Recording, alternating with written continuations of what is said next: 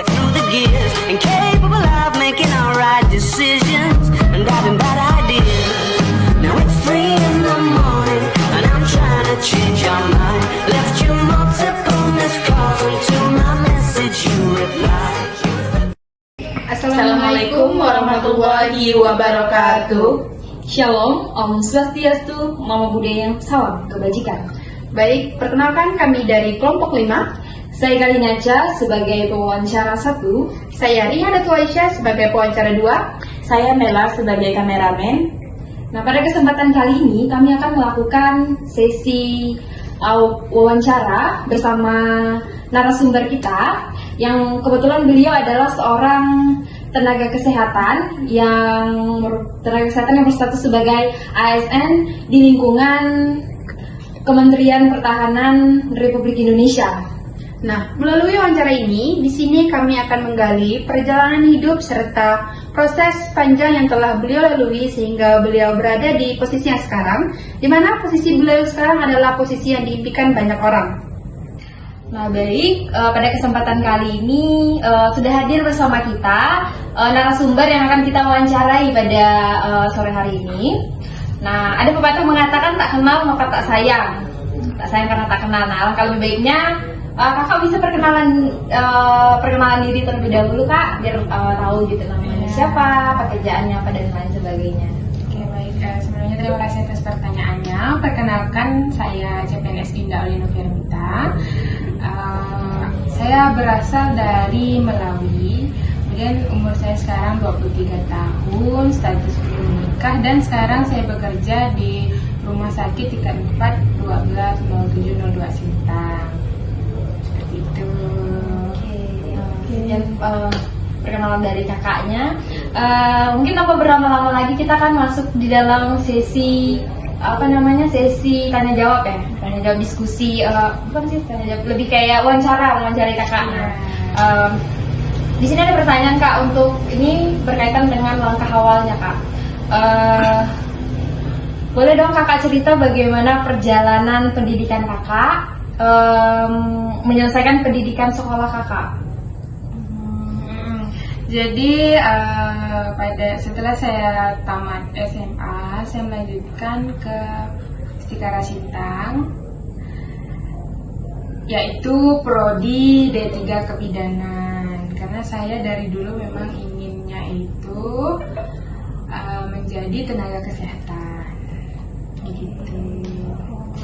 Jadi di Istikara Sintang sini juga ya, Kak? Oke.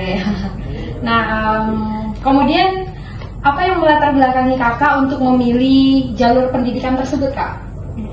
Jadi karena saya dari zaman mungkin umur 3 tahunnya, saya dulu tuh memang pengennya jadi dokter. Tapi karena saya tidak lulus beasiswa, jadinya, dan COVID juga kan waktu itu 2020, jadinya saya itu masuklah ke Istikara Sintang. Yang pertama karena memang dekat, yang kedua karena memang dilarang orang tua karena terlalu jauh kan Pontianak sana, jadi udah milihnya di Istikara seperti itu. Jadi dengan alasan karena jarak juga ya, Kak, latar belakangi sehingga tidak bisa melanjutkan ke tempat pendidikan yang lebih jauh gitu di kota supaya lebih ya. Tapi nggak apa-apa, di Sintang juga oke kok, Kak. Iya, betul. Nah, sekarang kita lanjut ke pertanyaan selanjutnya, bagaimana kehidupan kakak selama menjalani pendidikan tersebut, dan apakah ada tantangan terberat mungkin selama menjalani pendidikan tersebut, Kak? Jadi mungkin yang terberat karena diri ini kan merasa kadang-kadang bad mood, jadi harus melawan mood diri sendiri dan juga mengumpulkan mood orang-orang semua, karena kan kayak selamat pagi ibu, padahal kita lagi bad mood gitu kan, guys. Jadi kayak walaupun di belakang itu saya kayak aduh capek banget nih gitu kan, tapi ya udah kita tetap senyum. Itu sih mungkin jadi ngerasa lelah sekali gitu pas kuliahnya.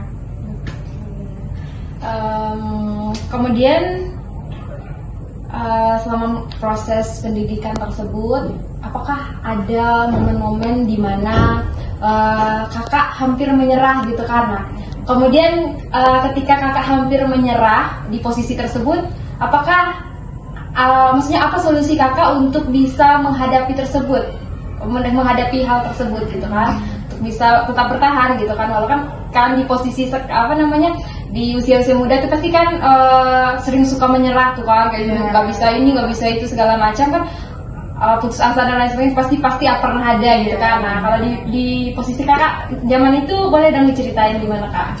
Jadi dulu itu pernah kan pengalaman dinas. Jadi kakak saya ini kan pada saat udah selesai gitu kan, terus ngumpulin lah ini tugas. Terus tugas saya itu banyak, kayak orang ibu hamil itu dapatnya 82 orang karena di situ posisinya dinasnya di rumah sakit.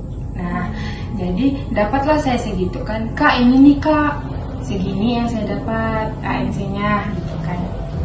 Ini benar kah kamu nih? Kata beliau bilang. Kok banyak benar? Kata beliau bilang kan. Iya benar Kak, saya. Oh ya udahlah, baguslah, jangan pula kamu bohong. Kata beliau bilang kayak gitu kan. Kenapa ini? Gitu. Tapi ya udah, enggak apa-apa. Itu pelajaran kita gitu kan.